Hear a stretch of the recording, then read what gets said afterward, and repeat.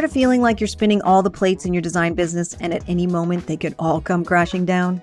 Are you feeling like you're so close to breaking through to the next level, but those consistent projects still aren't flowing your way? Are you ready to finally take your business from a hobby to 100K and beyond? Then welcome to the Six Figure Designer Podcast. I'm talking all the techniques you need in your design business to start paying yourself, get great clients, and finally break through that 5-figure ceiling.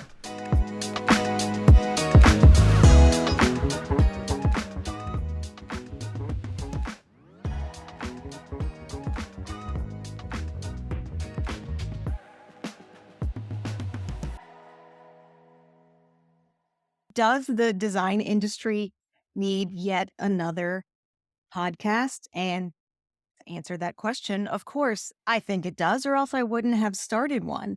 Um, we need to be thinking about how the industry is changing so much. I mean, we are literally in a change in our industry, and so we need to be looking at how we can market better, how we can make it easier. And I have some ideas on how we're going to do that. Before we dive in, though, I'm just going to give you a little tiny background about me. I am a professional designer and have been one for over 30 years, and I live in the Naples, Florida area.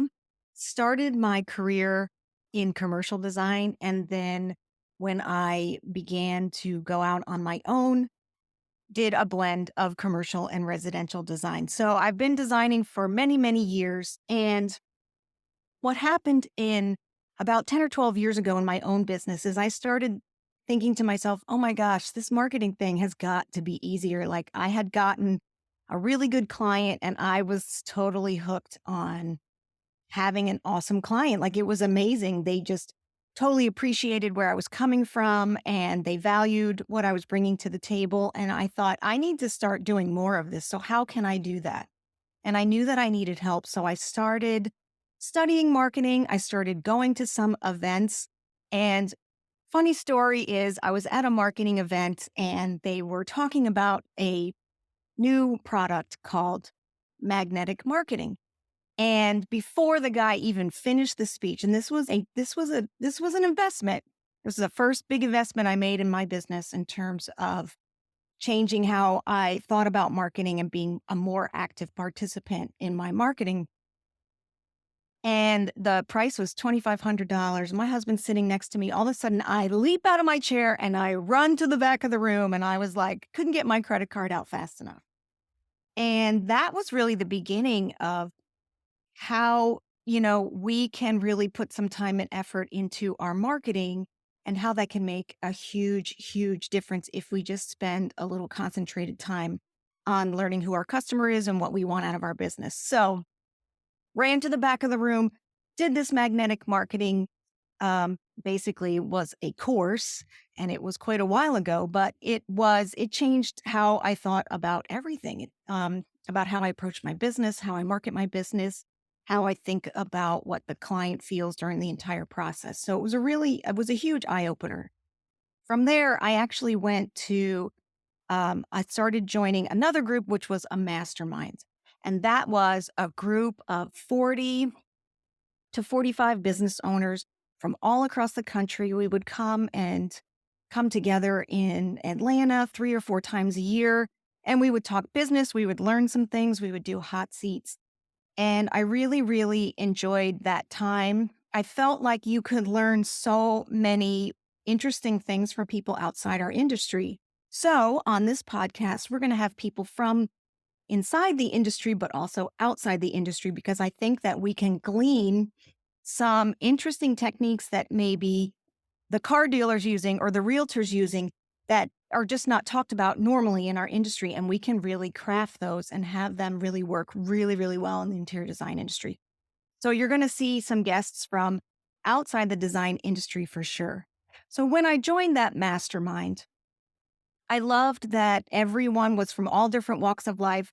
There wasn't another creative in the room. So I really had the chance to get to know other types of businesses. It was small businesses all the way up to people who had over 100 employees. So it was a really wonderful experience. During those meetings, we used to do something called hot seats, where someone would bring up a problem and then the group collectively would give their input on how they could most effectively solve that problem. And of course, that is one of the most favorite things I do in my work is I love, love, love to brainstorm. And so this was super fun for me. So I was always up at the microphone, and finally someone came to me and said, "Hey, maybe you should start coaching, or did you ever think about coaching?" And of course I said, "No, I'm an interior designer. What would I know about coaching?" And that just, planted the seeds in terms of what I'm transitioning into now and why I'm starting this podcast is because I really want to help more designers in the coaching arena. I want to give them, what I've learned over the last 30 years being in my own business, but then also studying marketing. And I think it doesn't have to be so hard. I know that most of us are in a business that's small, less than 5 people. So we're doing multiple things. We're wearing multiple hats. We're changing gears all the time during the day. And so I think that we can really make it a little bit easier on ourselves in terms of marketing and getting better clients. And then also, to be honest with you, crafting your business to support you wherever you're at in your life cycle. Meaning, if you have young children, you may look at your business differently than if you don't have children, or if your children are grown and now out of the house. If it's a different way to approach. And why not have our businesses change and grow and support us as to wherever we are at in our own lives, right? I mean, we didn't just leave a job to have another job, right? I'm sure most of us have worked for somebody at some point and we left for a particular reason. And then when we started our own business, we sort of like traded one job for another. And I think that the whole beauty of entrepreneurship, yes, it has its challenges, but the good sides is that it has that flexibility, and we should be treating it as such. We should be able to do some other things in our lives and have that work-life balance, which does seem to be elusive at times, but I want to remind people of that. So that's the background of why I decided to start the podcast and why I decided to get into coaching. And my philosophy about coaching is, I think it's I think it's like when you hire a designer, and there has to be good rapport there. You have to feel like it's a good fit. You have to feel some connection with that person. And so that's always been my philosophy as a designer. I will certainly turn down projects that I don't think there's good rapport there. And same with coaching. I think that you have to really be feeling that connection with the person that you feel is going to help you take your business to the next level. So, what I love about marketing and what my approach to marketing is, you'll have to Google this, but I was always struck by this one gentleman called Scott Houston. He had a program called Piano in a Flash. And the interesting concept behind his program was that most people would love to learn how to play the piano. But when they wanted to learn to play the piano, they would go to a traditional teacher, and the teacher would start them with scales. And, it would be a long process before they ever got to play anything of huge interest. I mean, they would be trained like a classical pianist would be trained. You'd go through these various steps. And he realized that most people don't want that. Most people that learn piano want to just play their favorite songs, maybe sing with their friends, or, just enjoy themselves.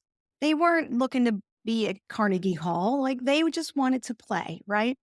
And so I feel the same way about marketing and designers. I feel like we don't want to be professional marketers. We don't need to be professional marketers.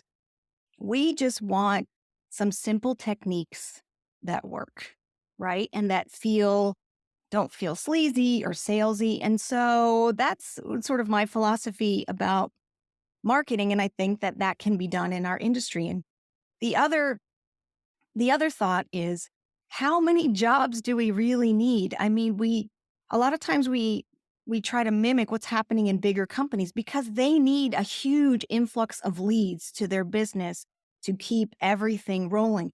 But being small businesses, we don't need as much. So we can have a more personal touch to how we generate leads and how we bring people into our business. So that's kind of how I feel about marketing and design, and hence the name of the podcast.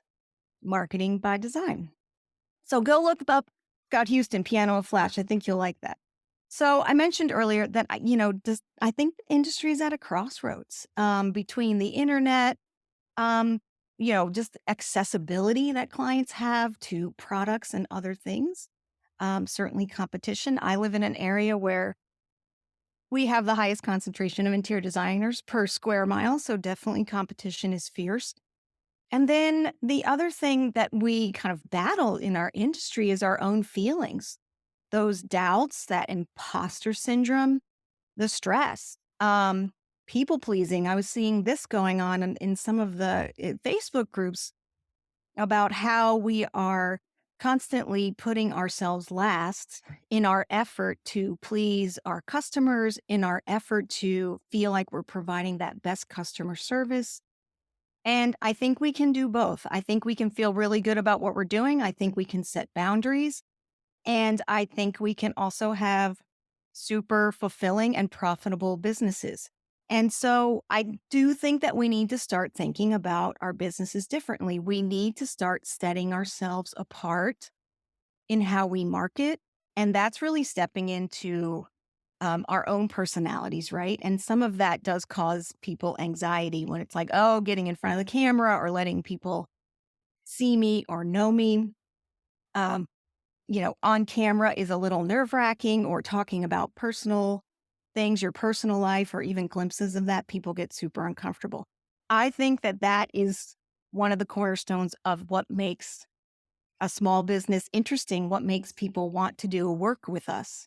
And personally, we have to separate ourselves just from, the products we sell, because that is it's going away at some point. I don't know when that's going to happen, but honestly, it's going to dwindle where, it's becoming less and less. So we have to figure out ways as an industry on what can we do? How can we package our services? How can we present our services in a way that they still have value and people need us for those?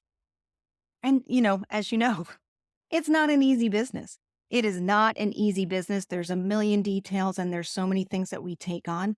So just thinking about how we can do things differently is definitely going to help in the future. So, of course, I'm going to be talking about topics that are going to be a mix of things, right? I want to, of course, educate you and give you some real, tips and tricks and things that you can use in your own business. But I also want to inspire you. I think that, this business it can really beat us up and it can spit us out if we let it. And I want to, give an opportunity for you to tap into why you love design and also the type of people that you love to work with and the type of services that you love to do. Because honestly, I think that will help you have a better business in general and a more profitable business. And then, of course, I'm a little bit of a ham, so you may see a little entertaining going on there. You never know what I've got up my sleeve. But I think we're going to have some really interesting guests. We've already started to do some recordings. We're going to be talking about marketing to the affluent. We're going to be talking about why we should want to make money and why we shouldn't be afraid or ashamed to make money. So I have a guest coming on about that. And then a couple other interesting ones. I'm going to have someone come on that's going to talk about how laughter can really be an asset in your business, how that can attract people to you, how that can help you in your own business. And then another topic I'm looking at is, how do we feel beautiful in front of the camera, right? How do we show our confidence and feel our best so that we can attract those best clients? So those are kind of some of the topics that are going to be coming your way. Um, and of course, we're always going to help you market your business. We're going to be talking about that. So, I want us to start thinking about how we can look at ourselves differently, how we can look at our business differently, and look at it through a new lens. Look at it with fresh eyes and go, okay, I've been doing it this way for X number of years. Should I be changing this? Is this really working? Does it work for me now? Did it work for me at one point, but maybe now it doesn't work? Or do I know more? Or has my, you know, perfect future client actually changed or evolved? Is it different? So this is really, this podcast is going to have some ideas on how you can question some of that status quo, some of those things that you've been doing for years and years and years. And what we can do to stand out, how we can differentiate ourselves, how we can step into what makes us different, what makes us unique.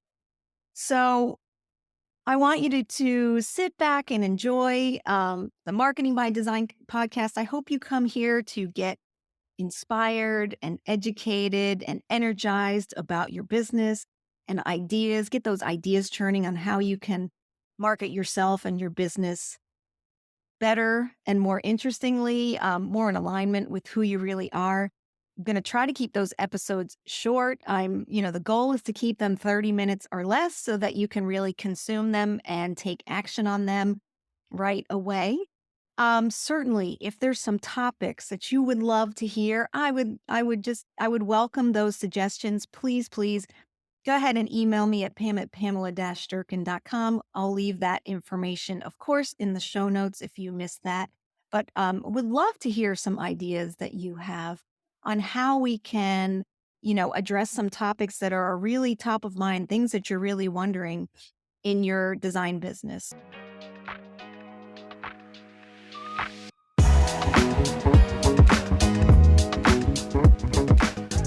Thanks for listening to the Six Figure Designer Podcast. If you're ready to make six figures in your interior design business, then check out my Design Business Bootcamp. Our next session starts soon, so let's get you to six figures stat.